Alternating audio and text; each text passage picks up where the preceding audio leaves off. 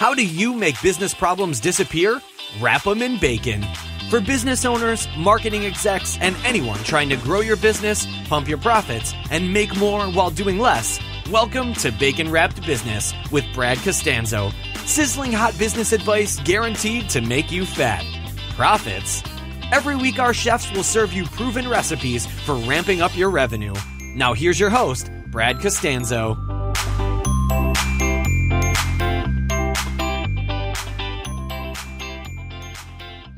Hey there, this is Brad Costanzo, and yes, you are listening to Bacon Wrap Business, in case the audio jingle didn't tell you, but I'm happy to have you back with me if you've been listening to the show already. Thank you very much. Welcome you with open arms, and if this is the first time to the kitchen, I want to welcome you and tell you you're in store for a great show. Feel free to go back to iTunes and check out the other episodes. Download them. I've got some great guests, great ideas to share with you. And the whole concept behind the show, Bacon Wrap Business, is that everything's better with bacon. Bacon can make the good taste great and the bad taste, well, good. And I try to wrap I've got my guest here laughing in the background. I'm going to introduce you to Matt here in just a second. But the other thing about Bacon Wrap Business is, to me, it gives me permission to have a little bit of fun with you guys, not take it too seriously, not be too boring. Business in general, if you don't have a fascination with all things business and marketing like I do, it can be bone dry, but I guarantee that's not going to happen here. Today, I'm pretty honored to have a guest who's been involved in a lot of the same things that I've done in the past, so this should be fun. We're going to geek out over some Amazon and publishing things. We're going to talk a lot about his book, his strategies, some things he's doing now. But I want to tell you a little bit about how I came to meet Matt Stone, Matt, I'll let you go ahead and say hey to everybody. Hey, everybody. Perfect. People probably think that's one of those little buttons I pushed, like the production button. Okay, so here was the story. My friend, James Altucher, who many of you may already be familiar with. He's got one of the top podcasts out there, best-selling author of Choose Yourself. We were talking the other day on the phone, and he mentioned this book that kind of changed the way he's looking at his entire blog and everything else. And it is by none other than the author that I've got here on the phone, Matt Stone, who, Matt, you go by your pen name for the book. I love it. I'll let you tell everybody what your pen name was. Well, I don't know why you think that I wrote this book, because me and Buck Flogging are just not the same person. Right? So wait, what's it called? It's called Kill Your Blog, 12 Reasons to Kill You, to stop effing blogging. Right, by none other than Buck Flogging. Buck Flogging. So I love that. It was cool. It was catchy. Those are the kind of things that I kind of take notice of, is when somebody does something a little bit like that to grab attention. Buck Flogging. That's the reason I created Bacon Wrap Business. I wanted, if you're going through the podcast, I wanted you to take notice and go, you had me at bacon. Well, you had me at Buck Flogging. By the way, I've been told that before. You had me at bacon. I was like, that's awesome. So, flogging bacon here today with Brad Costanzo. Flogging bacon. So, I read the book. It's crazy cheap for the advice you give. I think it's like 99 cents on Kindle. And if you are currently blogging for a living, or as part of your business, or you're a content creator of some sort, or you are thinking about getting into this business, then this show is really going to hit home for you, because you do something, Matt, or Buck, Matt, that you got a very contrarian approach. When a lot of people are reaching out and hearing that content marketing is everything and blogging is everything, you're telling people to kill your blog. Kill the blog. No, but there's reasons, and you're not saying stop doing it. You're saying to kind of replace it. And I want to dive into this, but let me first give a little bit of the. Let me sum it up as I understood it, because that way you'll know that I read your book, and everybody else will, and it helps to solidify it in my brain. But what you're saying is that so many people out there, if they're spending hours in front of a computer and they're typing away and they're putting great content out in this world, and one of your niches or your primary thing happens to be like the health niche, and you could write health and fitness articles till you're blue in the face, and occasionally, people will come over to your blog and read them, etc. But you're saying there's a lot of time and energy being wasted by doing that when something much more efficient exists, and that efficiency happens to be one of the biggest companies in the world called Amazon.com that allows you to publish, in essence, really for free, your content, even small content. You can publish a 15-page ebook up there. You can charge for it. You even have the ability to give it away for free.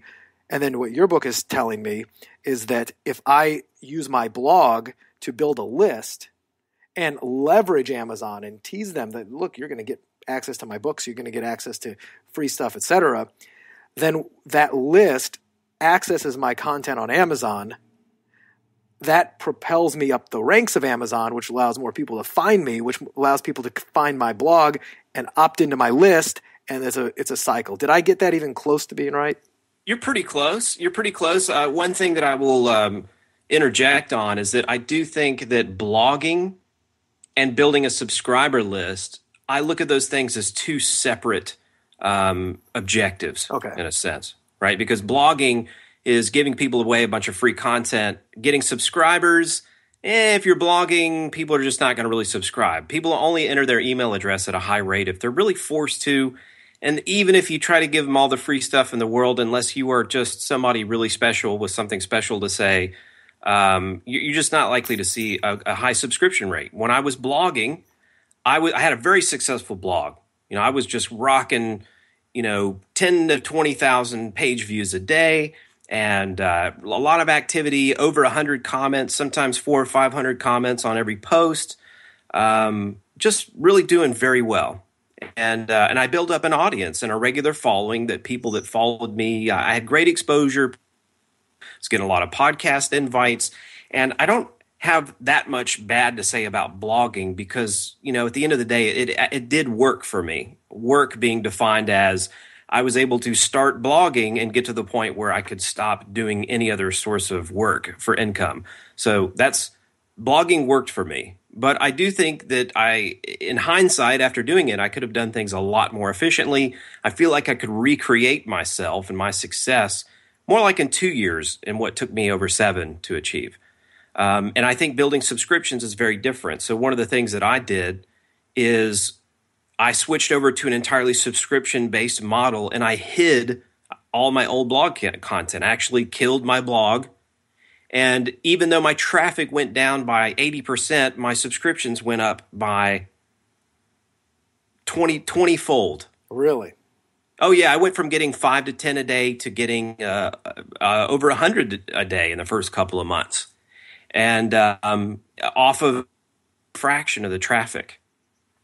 So I knew also at that point that when somebody came to my website, they were going to opt in at a high rate, about 20%.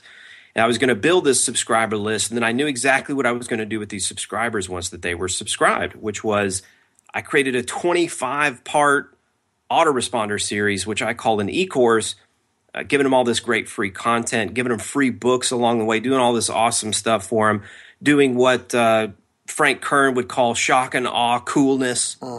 Really just trying to build great engagement with those people. And I felt like I had an opportunity to really make much stronger connections with people once they went to my website, subscribed, and went through that process, that step-by-step process of getting to know me and my views on things, and test out certain things that I talk about, that I recommend, and see that they get results and ultimately build a lot of faith and confidence in me and my honesty and integrity. And it worked pretty well. The problem is that, I used that time that I wasn't having to blog anymore to build some other businesses, which is great. But, obviously you got to still give it some love. You got to go out and do guest blog posts to send people back in. You got to go spend time on social media and still let yourself be seen. But ultimately you have to go out and do things to drive traffic to your websites. It doesn't just happen automatically. So it did fall to about 50 subscriptions a day passively after about 6 months, but that still ain't too shabby. That's still not bad at all. But yeah, and you said something right there. I don't want to gloss over that, but that it's really important.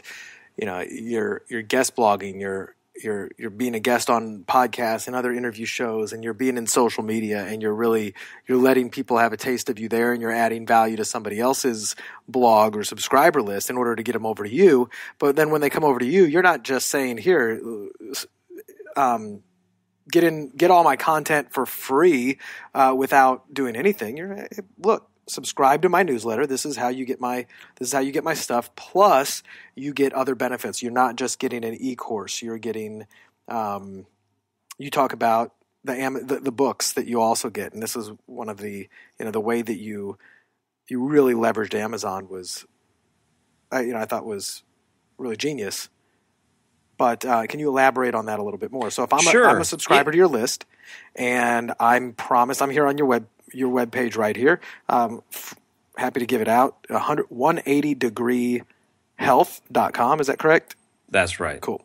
I asked you if that's correct, and I'm sitting on your website, so that was kind of a dumb question. But I could have just read it.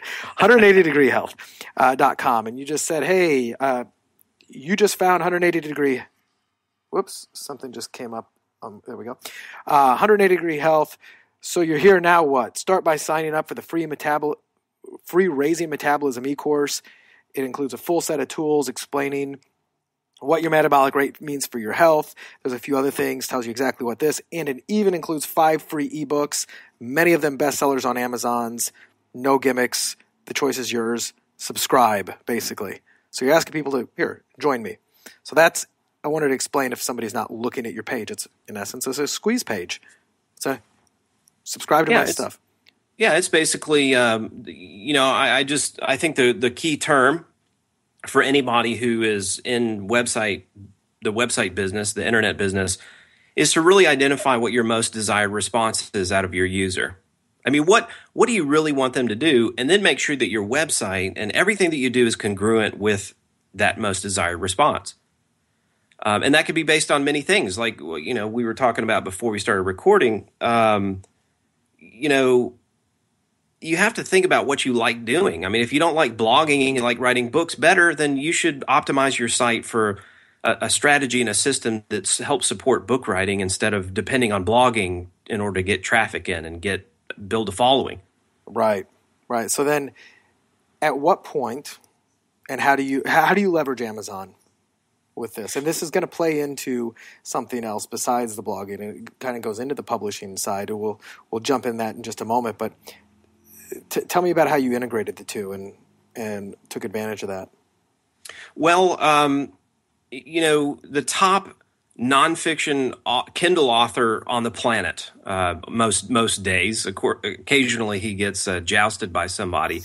But most days the number one nonfiction Kindle author is Steve Scott, who authors books under the pen name S.J. Scott. And, he would tell you just the same as I would that the ultimate tool for success on Amazon is a subscriber list. Yep. Because the most important thing with any Amazon launch, above and beyond anything else, is to make sure to get as many downloads on your book as you can possibly get right after you release it. Mm-hmm. Yeah, Amazon loves that momentum.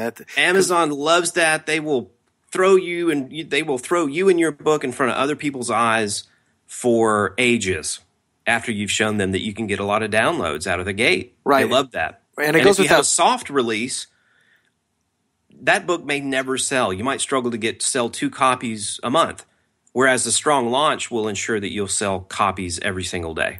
Exactly. And then when you get I always say this, that success on Amazon is sticky. Same thing as iTunes, but it's sticky. So that early momentum gets you up into the ranks. Like right now, my show, Bacon Rat Business, is up on the new and noteworthy section of iTunes. So you go there, when people are looking for new stuff, they don't really rank them as much, but they'll put it up there. So the longer it's up there, the more people that'll download it, and then the more people that download it, the longer it stays up there. Same exact thing happens on Amazon, because if you get to the top of the list, you don't even have to be the number 1 bestseller in your category. As long as you're kind of up on that front page, people will stumble across you when they're looking for something, and then the more people that stumble across you will cause it to rank higher, and that'll cause more people to stumble across you, and it's this beautiful circle. But it's all based upon that early momentum in getting up there in the first place. And that subscriber base is so critical as I've worked with my clients, that's really the secret sauce. Oh yeah, if you cannot get a book, at least I would say honestly, probably 1,000 downloads in the first 24 to 48 hours, I wouldn't even bother publishing it. Yeah, I agree. Unless you just want to have a book out there for, and you give it that powerful launch, that thing's going to perform well, and all the other marketing efforts that you do, all the little things that you do to try to make that book successful. That's the 20%. The 80% is all that launch power and also getting some reviews to make that book look legitimate so that it makes it more sticky. Right. And, I would kill to be able to find this statistic again or exactly where it was so I could quote it more accurately. But if you're not just making money as an author, but a book is part of your larger business platform. So let's just say whether you're a speaker, you sell home study courses, or you have services or whatever, like maybe you're an attorney, I don't know, anything, professional services, that the lifetime customer value of somebody who finds you first through a book is something like 2 to 3 times that of any other of the second method. Like, so if you're running AdWords to your website and somebody opts into your website, versus they find you, they're looking for how to be better at sales or lose weight, and they find your book. When they find you through the book, and this is something a lot of people may not know, but especially in Kindle, you can put links to your website so that they can opt into your list and become a subscriber. Those people are worth 2 to 3 times the customer value. So it's so powerful to leverage. It's extremely powerful, and it's a reputation enhancer to be a successful author as opposed to a successful blogger. One carries a lot more prestige than the other. And, also you're able to present information a lot more professionally and give it a lot more of a professional sheen than just putting together a blog post, which, psychologically, like you said, people are just more engaged and they're going to be reading through that material more carefully, and they're going to connect with you a lot more deeply reading a book as opposed to a blog. And it's a reputation changer when you have a successful launch and you are able to show your following in social media or whatnot that you're number one next to people that are household names at launch. And they think, wow, this is crazy. This guy who I'm subscribed to, his book just passed Jillian Michaels in the health and fitness category. So, it's a great legitimizer. Yeah. So I've got to share this with you. This is what we like to call a bacon-wrapped strategy, because I thought this was pretty cool. Do you know who Mike Koenigs is? Owner of Traffic Geyser? Traffic Geyser I'm familiar with, cool. Yeah. So I haven't read a bunch of it, but I know what you're talking about. Okay, so Traffic Geyser, so Mike is the owner of the company. Traffic Geyser, instant customer. He's really big into video marketing, and that's kind of his forte. And I recently interviewed him, and depending upon because that's in post-production right now before we release it. So this episode will either be before or after, but Mike gave me this idea or this strategy on this episode, and I'll repeat it here for you because I know somebody like yourself could really appreciate this. He was talking about the power of having a book as well, and how you can reach out and actually get in contact with and potentially, start a relationship with almost anybody out there, no matter how untouchable you think they are. And he was using business as an example.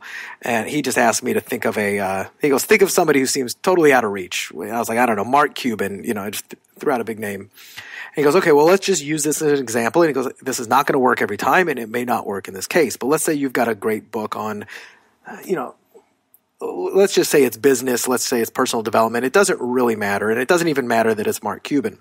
So Amazon has you have two abilities to publish books, Kindle and then physical version, the physical version being through CreateSpace. So he said, get your physical book up there, and it's all print on demand. You don't have to get an inventory. You get it up there, and then you buy your own book as a gift. Let's say I want to get a hold of you, Matt, and leave Mark Cuban out of it. I want to get a hold of you. I don't know you. I have a book that you potentially would be interested in. Now, I may not know your home mailing address, but say you're a CEO of a company, I can probably find your company's mailing address. I simply buy the book, gift wrap it as a gift on Amazon. I pay for it. I tell them to ship it to you. In there on the gift card is a little note a little personal note that said, Matt, my name's Brad. I wanted you to have my book. There's an idea in chapter 4 you might find useful. If not, pass it on. And here's a quick little video of me explaining, why I'm sending this to you. He said, record it with your iPhone, stick it on YouTube, stick it on your website or whatever, and then send it to that person. He goes, a lot of the effectiveness of this depends upon who you're sending it to, what the topic of the book is, and really how appropriate it is for them. But you're not just sending them your book. You're sending them your book with a very specific reason why. Specifically, like there's an idea on chapter 4 or something. Now, the other parts of this that are so cool is Amazon is delivering it. Everybody loves to get the Amazon package. Number 2, if you're sending it and they have a secretary, the secretary, it's going to come from Amazon and to you. She may not open that box, and if she does, it's gift-wrapped book. She's not going to open the gift wrapping in most cases. You're going to get it. You're going to open it up. We all like that Christmas feeling of opening a present, and then you've got the book with a very personal note and a video. The ease of doing that is crazy easy. You could upload a PDF and do that tomorrow. The other side of it is it shows that person that you've got, oh, this guy's a published author. He's got credibility. He thought of me. There was a specific reason in it. There's a lot of little nuances that can be done to make this even better. But I love that because I probably wouldn't have thought of that on my own. But if you have a book, if you've got it up there, and if you leverage Amazon, you can do things like that. So that was a long-winded bacon wrap strategy, but I wanted to share it with you because I just thought it was really, really interesting.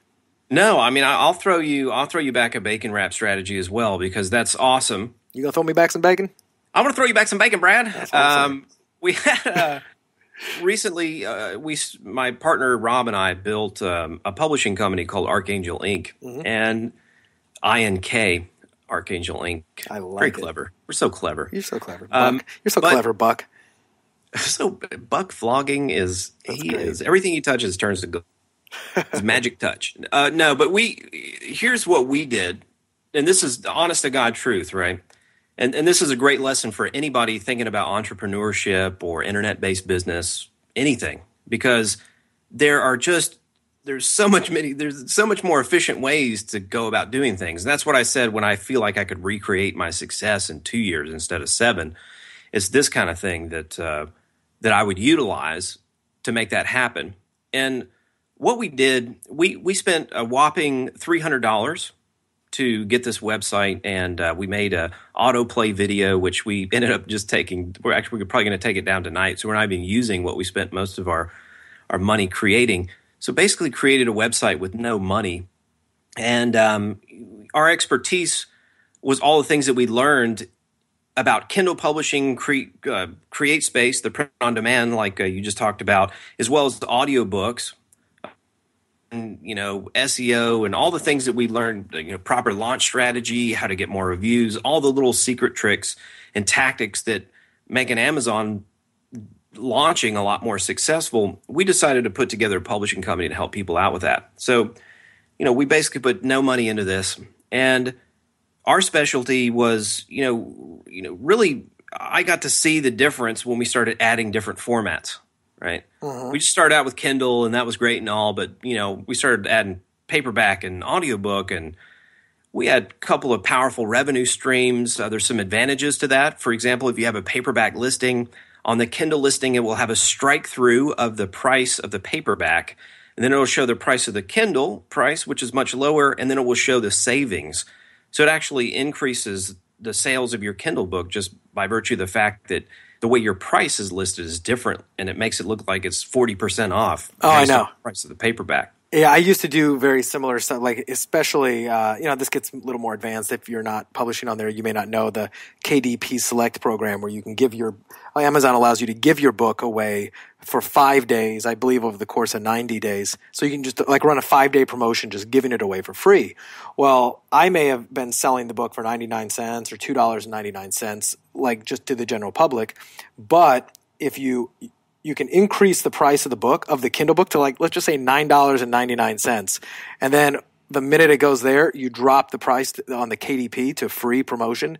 And now it looks like somebody's getting a free book $9 off. It looks so much more of a discount because Amazon allows you to do that. You can change the price daily. You can really do whatever you want, and it just gives that appearance that this is so much of a better deal.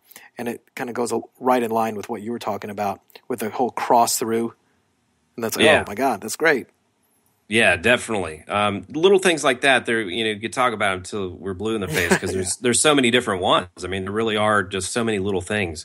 So they're not game changers or anything like that, but altogether they add up to become quite significant when you put all the little strategies and pieces together.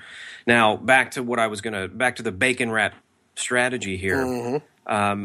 We're building this publishing company. We're looking for some work that we can do. We know how to do paperback formatting. We know how to do audiobooks. We have a whole audiobook team that we have now. Back then, it was just me doing a lot of narrating, but at this point, I've narrated over 40 books.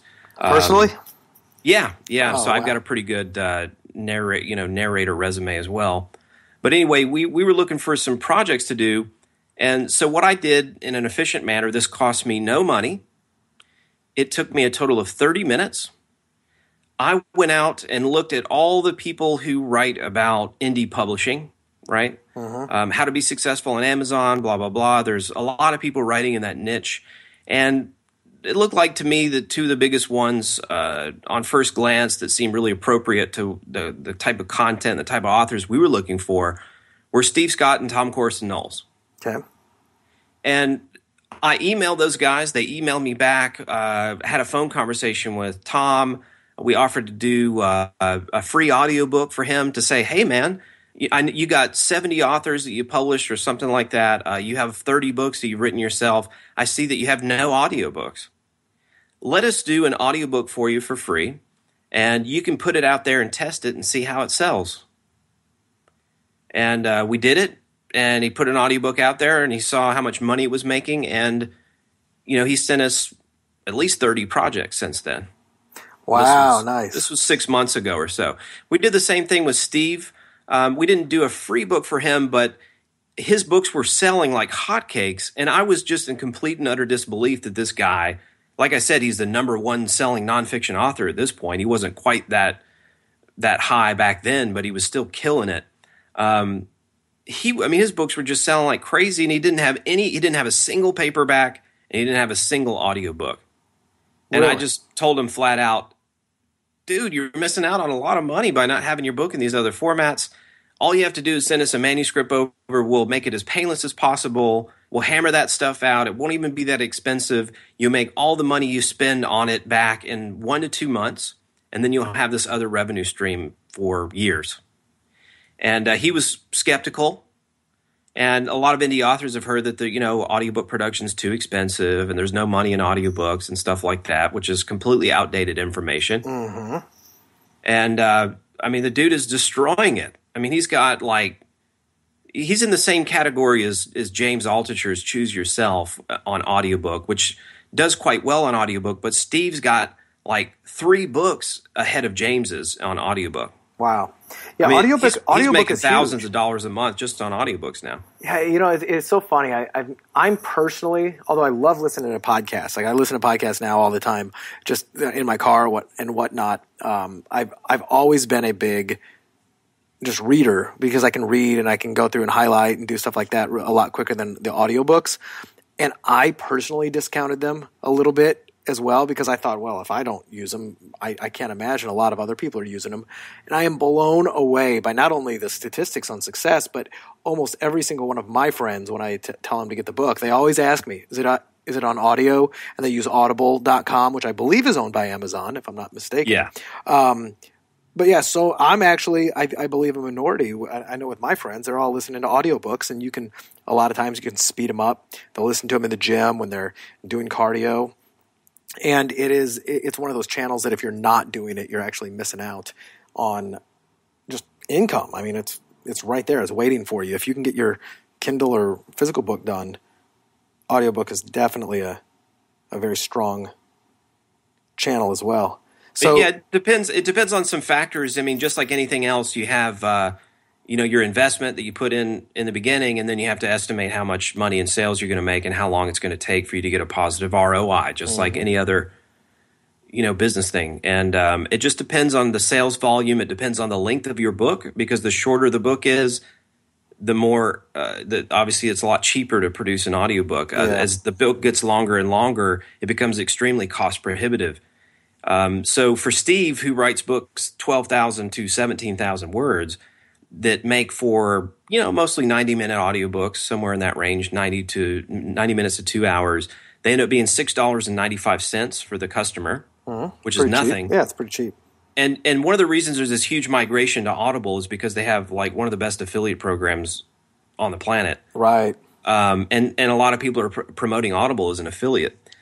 Here's how it works for authors, which is ridiculous. And I don't know if you know this, Brad, but you only get if you list your book with ACX, which stands for Audiobook Creation Exchange, and that is also an Amazon company. They distribute it on iTunes and Audible and give you a listing on Amazon. And you only get 40%, and you can't sell that anywhere else. Okay, I didn't know that. And that I am familiar with I am familiar with ACX, but only with the creation of it. I didn't know all the other little nuances. Well, you would think at 40% it's kind of a ripoff and it's a bum deal, and oh man, I get 70% of my Kindle copy. But the way it works is that if somebody becomes an Audible listener member, so you sign up for a membership for Audible, you pay, I don't know, $14.95 a month, something like that. If somebody becomes an Audible listener member and the first book they download when they become a member is your book, you get $50. Really? It doesn't matter how long that audiobook is. It could be 30 minutes, $50 if that's the first one that they download after becoming an Audible listener member. So for somebody like myself in particular, especially that had an audience already built, I get great I get great bounties from that. One month I had one of my books that retails at $6.95. I averaged $10 a copy for. Huh. Because of the bounty program that they have. That's really cool. No, I didn't know that. That is definitely bacon wrapped. Okay, so kind of repeating that as I understand it, let's say that I created the book Bacon Wrap Business by Brad Costanzo, the book version. And then I create an audio version of the book. So I publish it on Kindle and publish it on CreateSpace, and then I do it on Audible as well. And I tell all of my lovely listeners out there in Bacon Nation, and I tell them, guys, go grab this on Audible. That's where it's available. And anybody who doesn't have an Audible, let's say 10,000 people rush out and get an Audible subscription and then download my book first. I make $50 a person. Oh, yeah. Yeah, and they get that book for free. That buys a lot of bacon, Matt. It buys a lot of bacon. Now, a lot of people, like you said, you're not an audiobook listener, right? So audiobook listeners are still a small percentage of the population. In addition to that, a lot of people who are audiobook listeners are already Audible members. So you're not, to get 10,000 new subscribers, you're a boy can dream. Probably going to have to be, this new book by Eminem, his tell-all about his history growing up or whatever, and he can mention Audible to his, 100 million on Facebook or whatever he has. So those numbers are a little bit outrageous, but like I said, I got $10 per copy on a book that retails for $6.95. So we're looking at 150% royalty on audiobook. And these people get this first copy for free. So when they become an Audible listener member, they get your book for free. And then they go on to stay, to be members, and you get a $50 bounty for that. So if you have a pre-built audience, hey, you might be able to send 1,000 people over there, and 50 of those people become new Audible listeners, and you end up making $2,500 off of that, in addition to the 40% that you get on the sales of those individual audiobooks. I like it.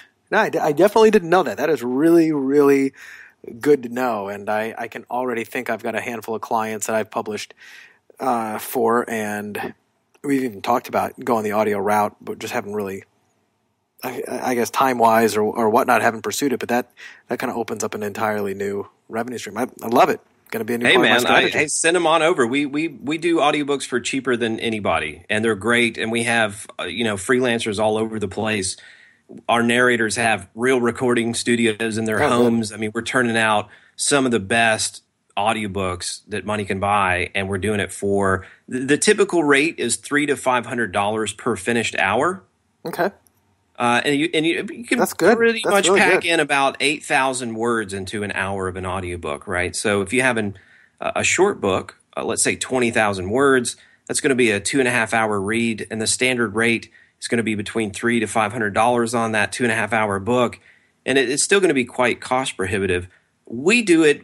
Our prices come in just under $200 per recorded hour, and we can actually do a book of 20,000 words in length for $500.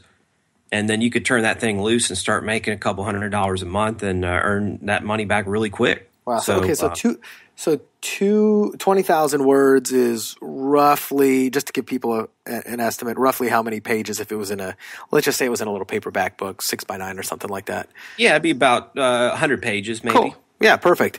And a little bit less maybe. And that's the other thing, by the way. Like, I appreciate in the past all these Main Street publishers or whatnot. Everybody thinks a traditional book has to be 226 pages or something like that. Well, these days, number one, the attention span of most people, including myself, is much shorter. I don't want to read a 226 page book most of the time. I'd rather, especially if it's nonfiction, get the fluff out, give me the good stuff. If it's 50 to 60 pages, I'm perfectly happy with that because I can get through it. I mean, heck, Kill Your Blog was short, simple, to the point. There was no fluff. I loved it. You don't have to write a 226 page book to get it out there. And for, would you say like a 20,000 word book would cost how much if I came to you to audioize we it? charge $25 per 1,000 recorded words. So $500? Yeah, $500. Yeah, ballpark. Dude, that is so cheap, and it's so cheap, man. And if you have a 100,000 word novel, forget about it. Like there's no way to make that work. And again, everybody is kind of mixed up because they think, oh, I wrote a novel. People like to listen to novels in audiobook. I'll make an audiobook, and then they spend $2,000 when they can only sell one copy a day at 99 cents on Kindle.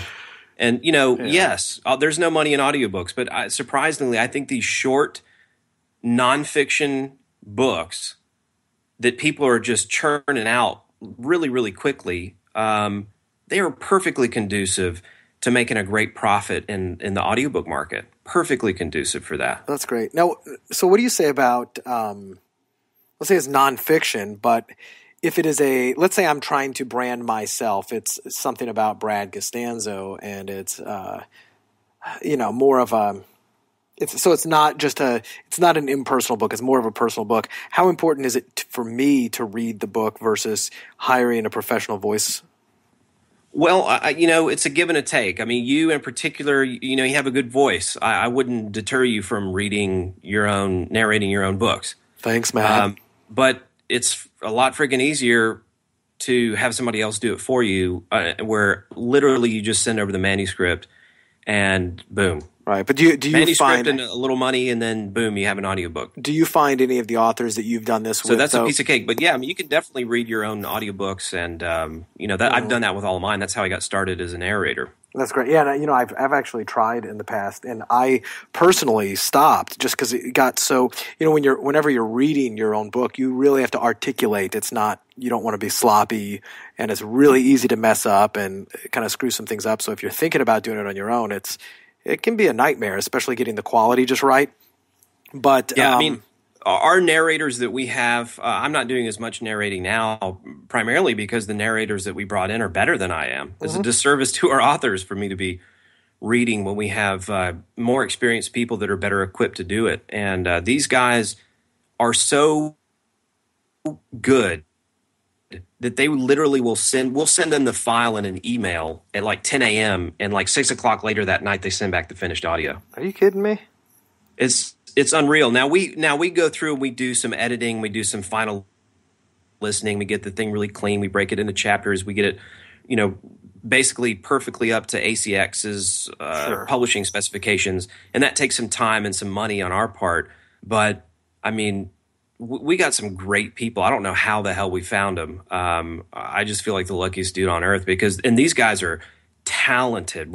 I mean, I will say that this guy we have, Greg Zarcone, I mean, he is one of the best narrators on all of Audible. He gets almost only 5 stars on all of his books that he's narrated. It's unreal. He's really, really talented. I don't know how the hell we found him, but we're able to have this guy narrate books and still come in at that $25 per 1,000 words is unreal.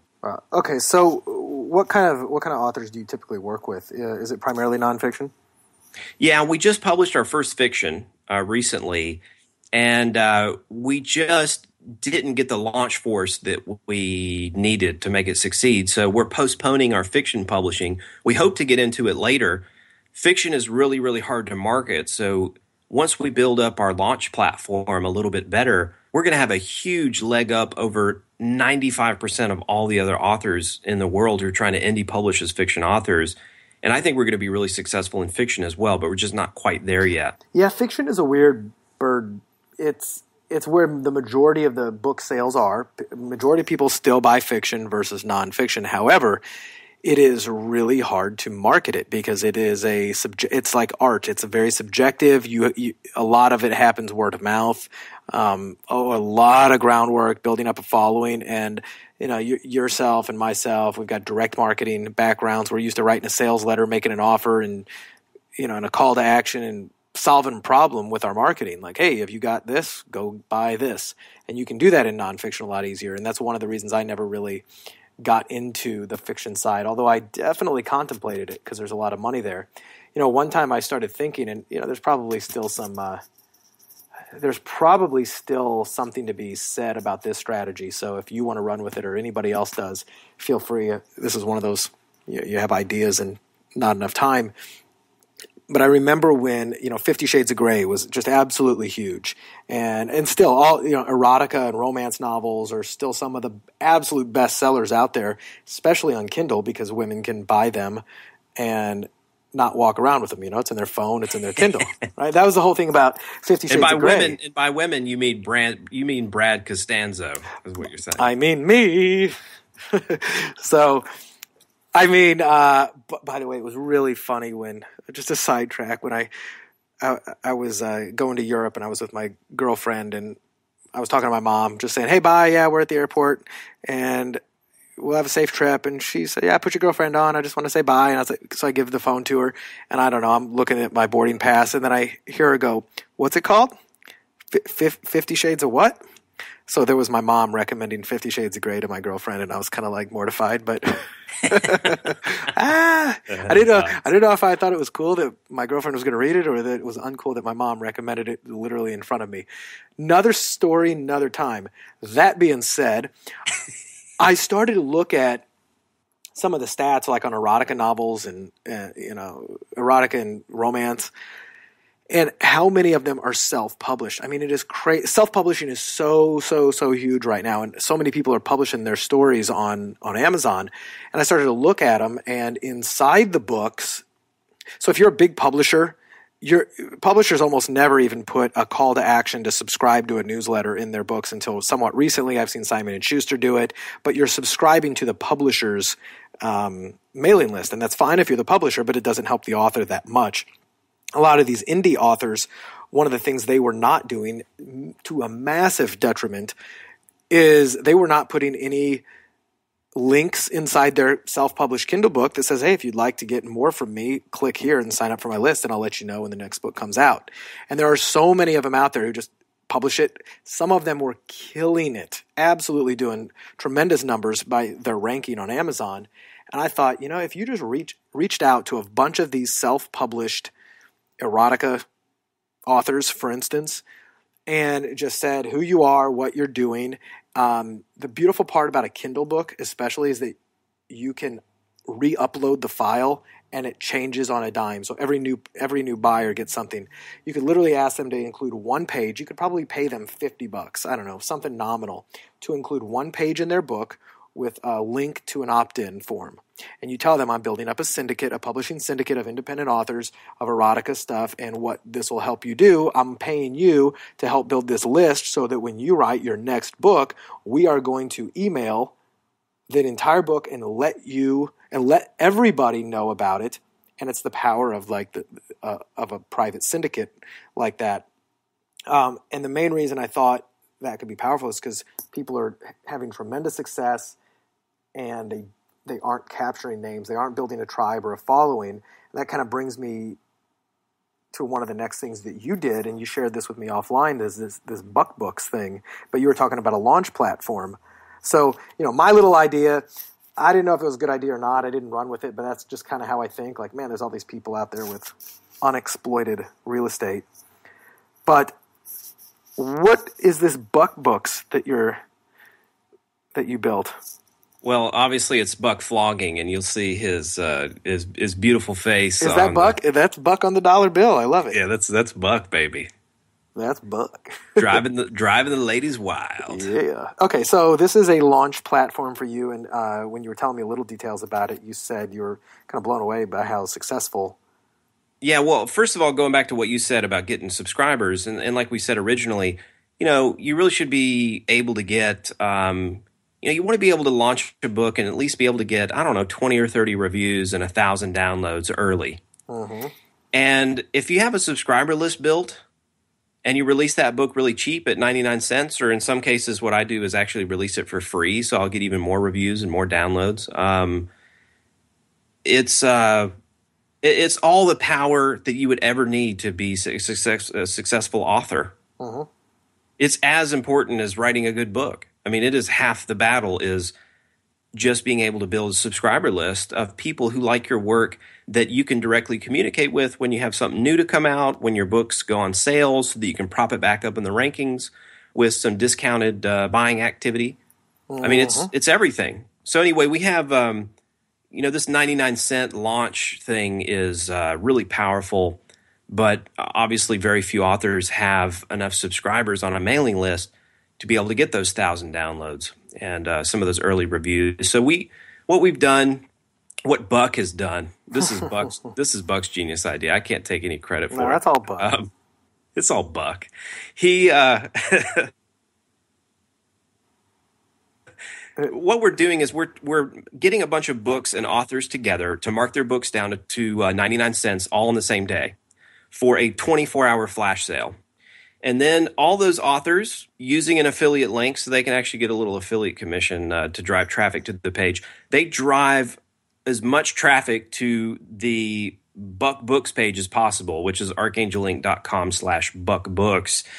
Drive as many people to that page as possible on the day of the sale. So let's say there's 12 authors. Each author is capable of driving 1,000 people to the page on the day of the sale.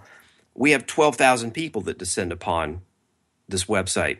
We also get a 21% subscriber rate. Whoa. Nice. Opt-in rate there, right? So we get a ton of subscribers that we can, for the next Wednesday, we do these every Wednesday, for the next Wednesday, we can send more subscribers over to the page on the day of the sale as well. We also have other outside affiliates. And again, this is very new. We started this May 30th. Oh, wow, cool. Yeah, and today's July 3rd, so. Yeah, we're July 3rd. We've only had 2 big bundles that we've done, and those 2 big bundles were enough to send 7 books into the top 100 in the Kindle store. I think top 4 100 or 5 is of those huge. had over 2,000 downloads. Wait a minute. Top 100 in paid Kindle? All? Yes. Wow, that's enormous. Oh, yeah, it's ridiculous. I mean, right out of the gate. May 30th, we had our first bundle. We had over 7,000 people come to the page to see these 12 99-cent books. And all in all, I think 8,000 copies were sold. So people were really just – 99 cents, people just snatched these books up. And you have to remember, too, that these authors, they're driving their loyal traffic over to the page as well. So they're selling a lot of their own books, and then they'll sell a few – all the authors are really working together to help sell each other's books. The strategy works great. I mean, you could do it on your own if you had a big following. You wouldn't necessarily need to rely on other authors to drive additional traffic and our Buck Book subscribers and all that stuff. But why the hell not? We don't even charge for authors to be in it. We're actually paying them affiliate commission for driving traffic to our site to sort of mimic what they would get for Amazon Associates commission if they were to do it. Send people directly to Amazon. So cool. It's really cool, and I think it's going to be just a monster performer for a book promotional vehicle. I'll bet it is. So let me see if I understand this. So I'm on Archangel Ink with a K, INK.com /Buck Books. So as I understand it, you have as I scroll down here and I see 1, 2, 3, 4, 5, 6, 7, 8, there's something like eight books on there with 4 spaces available, at least right now. And then if I click on one of these books, the Fat Loss Bible, for instance, it takes me to Amazon, and I see I could buy that on Kindle for $9.99.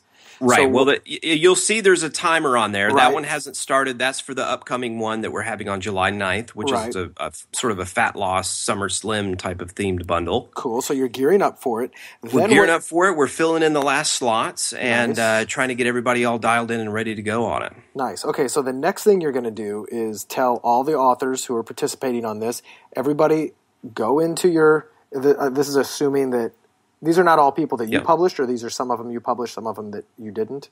Oh, no, there's a lot of outside people Cool. in there. I think maybe there's 3 that we published that we're sneaking in. Awesome. Okay, so you tell everybody, let's just say it's all like 9 books or whatever, or 12, whatever it's going to be. Let's just say 9 to make it easy. Wait, 3, 4, that's 12.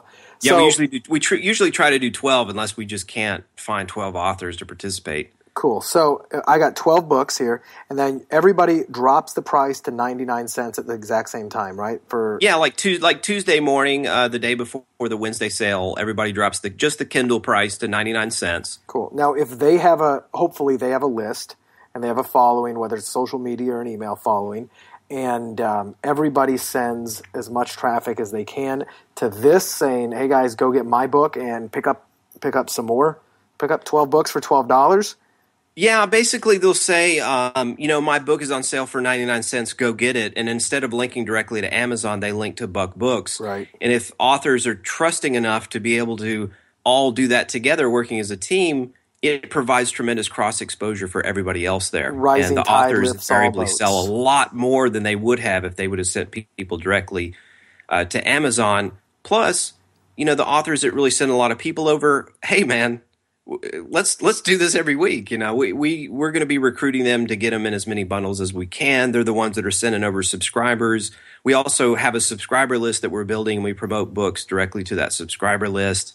We did that yesterday and sent a book to number 2 in its category. It actually passed into thin air. It's like an outdoor adventure type of book. I mean, Nice. it did great. And like I said, we just started. This is what we built off of 2 bundles, and we're going to do this 52 times a year. So it's going to be a beast, I think. Dude, that's amazing. So, and then what really makes it work? Not only does the rising tide lift all boats, I send people over to buy my book there, but then they can buy the other people's books in there, and they can subscribe to your email list. You said like something over 22% of people subscribe. So then that builds up your ability to promote. So the next time, if I have participated with you and I come out with another book, I can make it so that you can blast your list about my book. I can do it specifically for your people. I can drop the price or do whatever. And now we're all playing just a really cooperative game and helping everybody. Oh, yeah. I mean, if any authors who have a substantial following and are capable of driving traffic that are willing to participate, I mean, we're just going to keep on ripping this thing and doing as well as we can with it. But it looks really promising. The numbers are great. The fact that we've already sent 7 into the top 100, we had 2 books break the top 30. The top 30? Man, what kind of downloads were you guys getting a day on that? Let's see. We had about 2,500. Now, not all of them are sold through Buck Books. What happens is, maybe they sell 800 through Buck Books, right? And then that props them up in the rankings, and then everybody in the world that's what I'm saying, browsing for books on Amazon sees that book and sees it at 99 cents and click, click, click, click, click. And that leads to hundreds, if not 1,000 or more additional sales. And then right at midnight, they switch the price back to $9.99 or $2.99 or whatever the price normally is.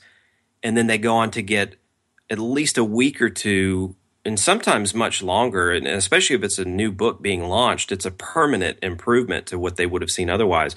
They go on to get weeks worth of full paid, full price sales, not just getting those 99-cent crummy 35-cent commissions, but getting the full $7 on a $9.99 ebook and really killing it. For example, one of the authors that in one of the books that we've published that we are hyper-focused on because he's our number one seller, His book was selling about $60 a day on Kindle before the promo.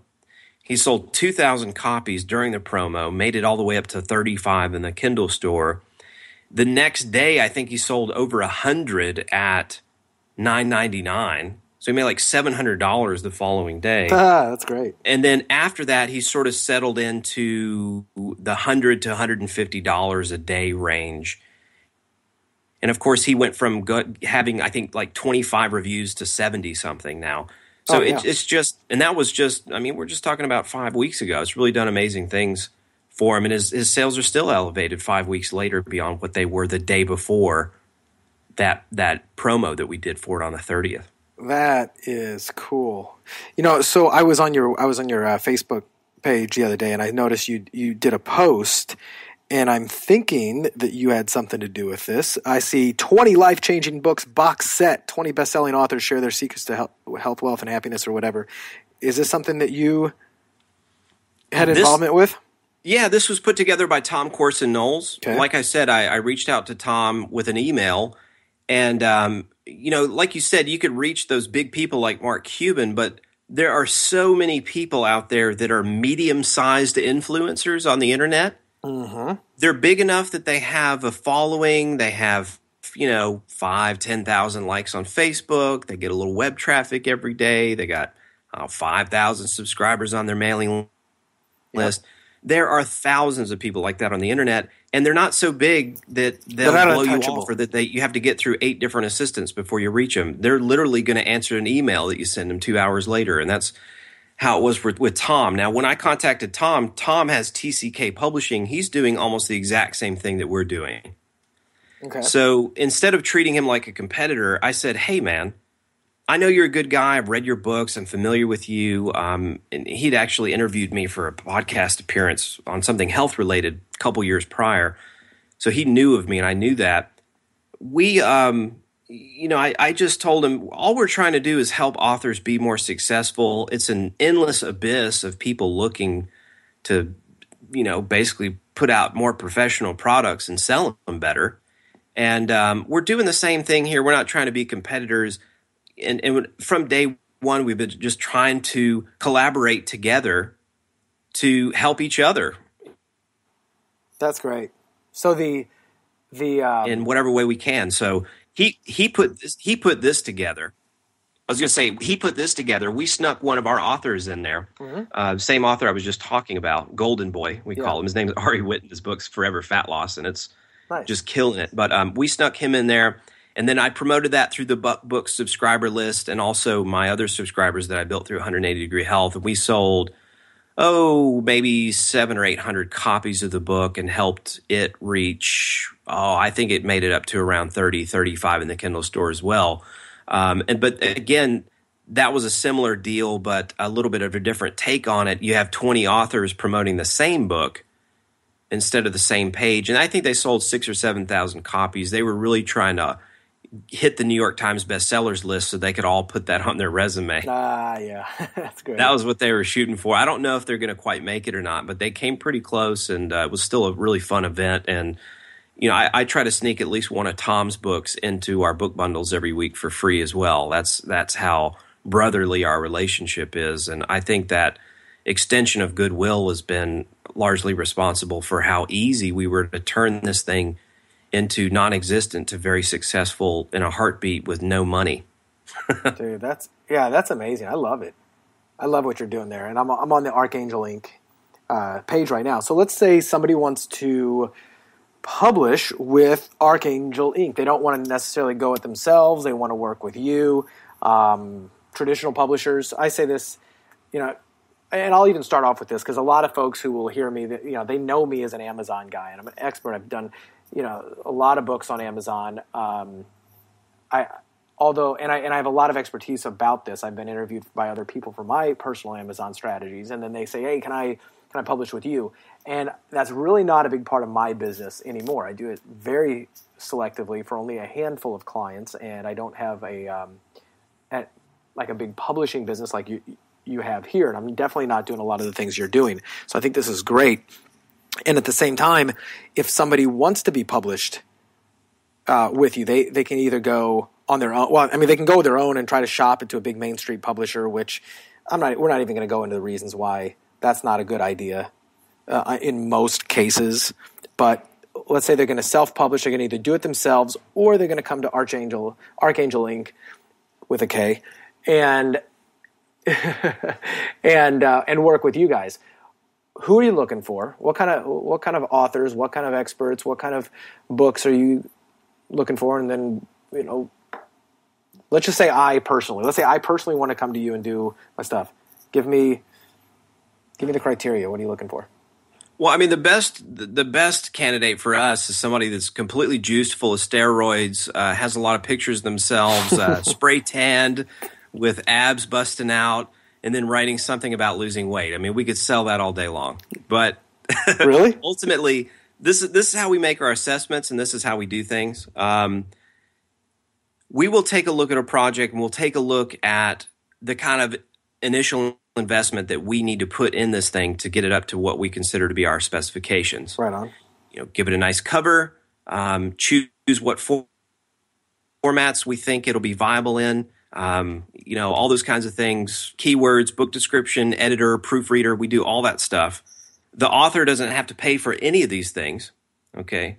We make the choices about what we think it needs. We try to get it up to our specs, run it through our system, and then we try to estimate what kind of cost that we're going to have to incur. Also, we also make obviously a judgment call about how saleable a book is when we get it in. Now, if we get a book about breeding seahorses, we know it's not going to be a bestseller. Right. So we know that if we say it's a 100,000-word book about breeding seahorses, there's no way we're going to send that to an editor because there's just no way. We would never come close to getting that money back. So what we do is we make a judgment call. We do as much as we can with the sort of budget that we set for the project. We set budgets well over 1,000 for some authors, and some authors, we basically set a zero budget saying, hey, this isn't all that sellable, but, we'll do a few things and we'll help you market it better, and you'll do better with us than you would have been going at it alone. We feel pretty confident we can help just about any author perform better than they would on their own, and that's currently our criteria. We'll see how big we get and how much of a headache it is when we get a much larger capacity of authors wanting to publish with us. But right now, it's pretty much a thumbs up. For the most part, and we haven't come across too much yet that we've had to turn down, especially in nonfiction. But we set a budget for it, and then we do it and get it done. We basically open the floodgates to start. Mm-hmm. Hey, come on in, publish with us, 70-30. You get the 70. And we'll handle all the expenses, and we'll market it and promote it. All you have to do is send us a rough manuscript. And lo and behold, authors were wanting to publish with us. And what we did is, we're spending an average of $500 per project. And we published, we ran into a minus $20,000 mark in a month. And we were like, we can't just keep racking up debt. We don't want to go and fetch investors. We don't have any more money that we can throw at this. So what we started to do to remedy that a little bit was have the authors pay a deposit amount up front. Because when you publish on Amazon, let's say we get a book in April, we do a bunch of stuff to it. We pay freelancers out at the end of April. We launch the thing in May. We don't get the first royalties until the end of July. Yeah, in Kindle, it's like a 60-day lag. Oh, yeah, it's rough. You get not until the end of July. So we're spending $500 in April and waiting until the end of July before we see our first nickel. So what we decided to do is just secure a deposit from the author that is an estimate of what we believe the expenditures will be on the book. And then we pay the author back that in 6 months. I don't think we'll have to see how it develops over time. We're always going to be adapting and making changes as we see fit. Mm-hmm. It would be fun to open the floodgates again once we get more revenue coming in. But that's probably not going to be until sometime next year. And maybe by then we'll be so busy that we'll finally be at a point where we have to turn authors away and be more selective and only, kind of kick the breeding seahorses authors to the curb and focus more on our steroid laced Superman type superhero figures that we can, throw on the cover and sell them to a bunch of ripe, young, chubby teenagers or whatever. I don't know. Yeah, exactly. Now, speaking of that, do you guys? Is there any genre that you guys typically prefer? Like that's health, obviously, and health, wealth, relationships. The big three kind of genres are those. Those are the big ones for us. Health and nutrition is by far the biggest for us right now, but we're doing everything that we can to sort of help balance that out and make us a little bit more of a well-rounded publishing company. But because of my own personal connections and my knowledge of that industry and that sector and publishing those types of books specifically, that's our best performing books right now by far. But like I said, we're trying to become a little bit more of a well-rounded publishing house, not specialized. Maybe that's a mistake, but we'll see what happens in the future and how well. Like I said, we just published an outdoor travel book yesterday that's doing just fine. And so I think we're going to be able to publish a wide variety of things in the future. That's cool. Well, any way I can help you, let me know. I'm happy to continue this offline, work with you, see if there's ways that I can help. Because I definitely get a lot of listeners and friends and folks looking for, this kind of help where I'm no longer in the position where I'm doing a lot of this. Once more, it's only a handful of people that I work with. So we definitely aren't competing. You can probably help some people that I know very well, and I'm happy to push those along. Well, hey, I think the best thing to help us right now, I got an audiobook team of 10, and I know that we provide by far the best value anywhere in this industry. There's just nothing is even close. It's not even close. And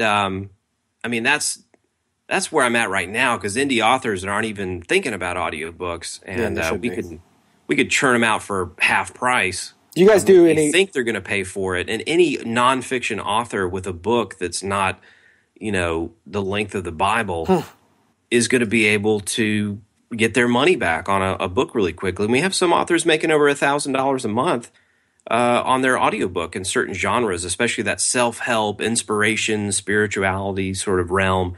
That's just huge on audiobook. Yep. We've seen great success over there. That's not bad at all. Now, do you guys do any ghostwriting as well, or do you pretty much they need to write the book?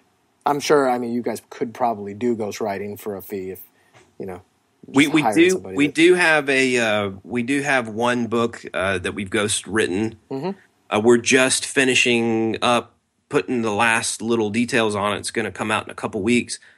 So we are testing that out. I'm hoping not to get into too much of that, because I think, honestly, if we were going to ghost write a book, I don't think we'd want to get only 30% of the royalties on that. That changes the whole dynamic. That changes the dynamic completely. So, but I'm thinking. Certainly it's on my radar. I'm thinking, well, geez, man, if we can make money off of books that we're getting a 30% royalty cut on, imagine if we had ghostwriters writing on topics that we selected and niches that we thought were very viable, and we still passed it through our editors and did our normal thing and made sure that thing was sharp. We gave it the kind of cover and professionalism that we normally give everything all wrapped up in. What if we did that, but we got 100% of the royalties instead of 30%? So it's on my radar. It does still seem to me to be a little bit sketchy of a practice. It's not too sketchy. A lot of people do it, but there's just something slightly weaselly about it that I'm not 100% behind. But and ultimately we don't need to. And I like helping out real. I'm doing it I do it because I like to help people out. That's fun. Oh yeah. I don't get up in the morning and first thing I do check my bank account. The first thing I do is check our authors' rankings, seeing how they're doing, and making sure that we're performing up to the expectations they had for us and what we're able to do for them, because that's what gets me fired up is and seeing all these authors like, holy cow, man, like I'm number one in health, fitness, and dieting. You got to be kidding me. Like, is this a dream? And being able to do that for people means a lot more to me than it's a lot of fun. The money part. Because the money's going to come in when you're serving people, helping them out, providing value for everybody, consumers and them. The money's going to come, so you don't even have to focus on it. The money's going to pop up into your bank account. Hey, there it is. Cool, more money. Yeah. So the ghostwriting thing, I know it would be profitable, but again, profit alone is not enough to motivate me. If that was all I needed to inspire me, I'm sure I would have found easier, more efficient ways to make money at this point. But Dude, that's ultimately not what inspires me. If all I wanted to do was make money, I wouldn't be giving out a free podcast every single week. That's right, Brad. Because it's fun. Although I don't know, I may have to go to the subscription model, make everybody pay me money. No, as I said, I do it for fun. I do it also as a great platform because I get to meet, people like yourself and find out what you're doing. And if I can give you a platform to reach other people and whatnot, I think it's a win-win-win for you, for me, and the listeners out there.